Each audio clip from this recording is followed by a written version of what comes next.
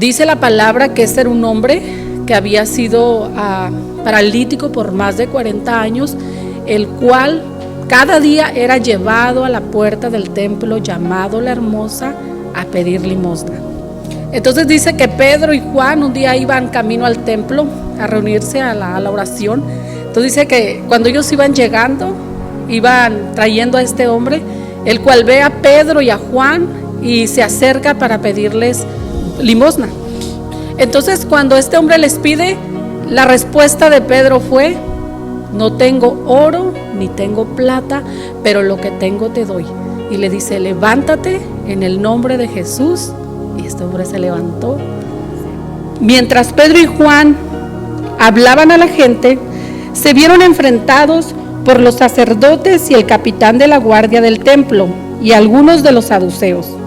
Estos líderes estaban sumamente molestos porque Pedro y Juan enseñaban a la gente que hay resurrección de los muertos por medio de Jesús. Los arrestaron y como ya era de noche, los metieron en la cárcel hasta la mañana siguiente. Pero muchos de los que habían oído el mensaje lo creyeron. Así que el número de creyentes ascendió a un total aproximado de 5,000 hombres, sin contar mujeres y niños. Hasta aquí hemos visto que sucedió un milagro grande, un milagro que era evidente que había pasado. Pedro ve una oportunidad ahí al ver tanta multitud reunida para predicar el evangelio. Pero también aquí podemos ver que hubo oportunidad, pero también oposición. Y es importante mencionar, mis amados, que Pedro se estaba enfrentando al mismo concilio que condenó al Señor Jesús tiempo atrás. Lo que Pedro y Juan estaban predicando a estos líderes no les parecía, y hubo enojo por lo que Pedro y Juan predicaban. Y estos mismos saduceos podemos ver en los evangelios cómo muchas veces se opusieron al Señor Jesús queriendo ponerle trampas. En Hechos capítulo 2, versículo 14, dice que Pedro también ahí tuvo un momento difícil al predicar el evangelio. Se enfrentó a burlas, porque dice que hubo quienes se burlaron de aquellos sobre los que había venido el Espíritu Santo. Y yo meditaba en esto y yo puedo ver, hermanos, que esto nos deja ver que cualquier situación, sea buena o mala, que enfrentamos, es una oportunidad para nosotros exaltar el nombre del Señor. Amén. Y pregúntese usted mismo y en su mente, en su corazón, medite: ¿a qué usted se enfrenta? ¿A qué yo me enfrento hoy en día? Tal vez nos enfrentamos a burlas, tal vez nos enfrentamos a críticas, dificultades en la familia, en el matrimonio, en la economía. Hay muchos tipos de dificultades tal vez que podemos enfrentar.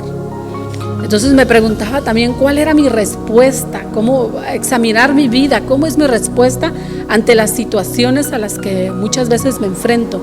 Y lo que Pedro, Juan y cada apóstol que podemos ver en la palabra, o lo que enfrenta usted, lo que enfrento yo, no es algo nuevo, ni es algo que ellos no sabían, y pienso yo que tampoco es algo que usted desconoce. En una conversación que el Señor tuvo con los discípulos en Lucas capítulo 21, versículos 12 y 13, pero antes de que ocurra todo esto, habrá un tiempo de gran persecución. Los arrestarán a las sinagogas y a las prisiones y serán sometidos a juicio ante reyes, gobernantes, por ser mis seguidores.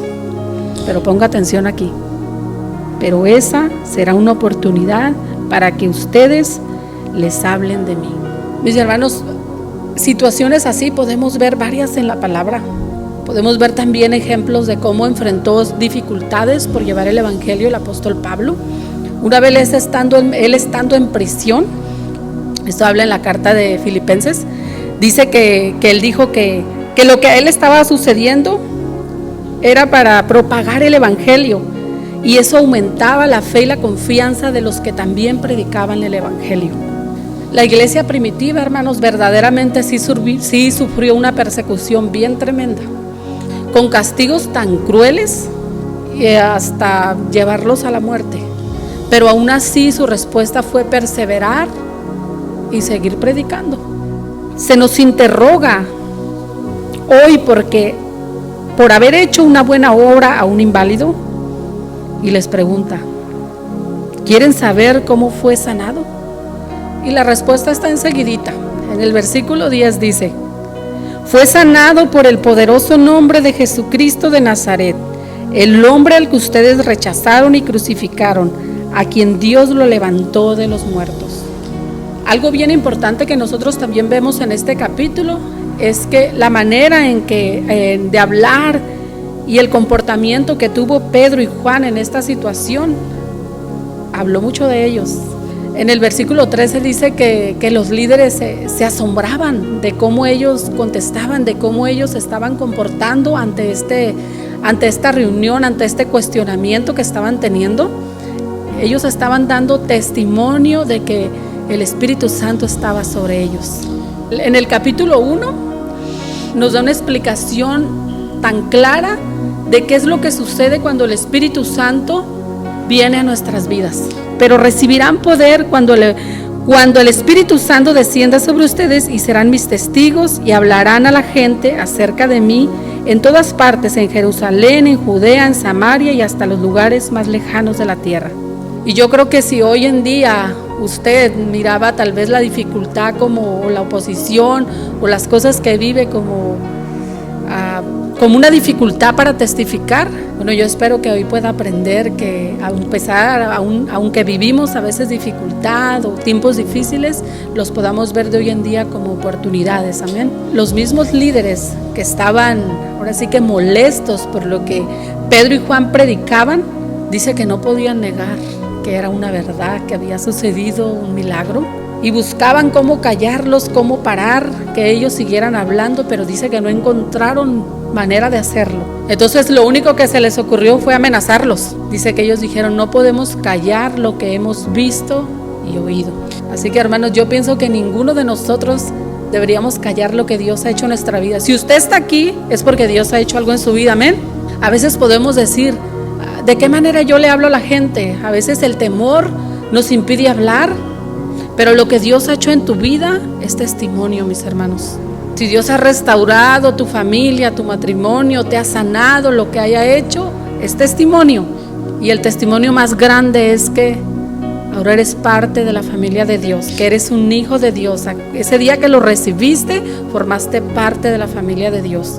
Y poder expresar y explicar que Cristo murió por ti en una cruz. Y al ver que ya no había nada más que cómo culparlos, cómo castigar a estos discípulos, dice que los dejaron ir. Y dice que tan pronto los dejaron ir, entonces dice que Pedro y Juan van y se reúnen con la iglesia y les hablan de lo que habían vivido. Y empiezan a escuchar que se habían enfrentado a este concilio, a estas personas tan poderosas, capaces, recordemos, de castigarlos cruelmente o hasta matarlos. Y la iglesia está escuchando el reporte de Pedro y Juan. Y dice que ante este reporte, la respuesta de la iglesia fue esta: y ahora, oh Señor, escucha sus amenazas y danos a nosotros, tus siervos, mucho valor al predicar tu palabra. Hay que orar también para tener ese valor. Hay que orar para los momentos difíciles, las dificultades. Hay que orar. No nomás es decir que el Espíritu está sobre mí y yo voy a hacer. No. Hay que alimentarnos en la palabra, pero también hay que orar personalmente, pero también como iglesia. Oremos al Señor que de hoy en día podamos ver cualquier situación, sea buena, sea mala, como una oportunidad para testificar. Cada oportunidad, aprovechémosla para dar testimonio y llevar el Evangelio, para exaltar el nombre del Señor. Amén.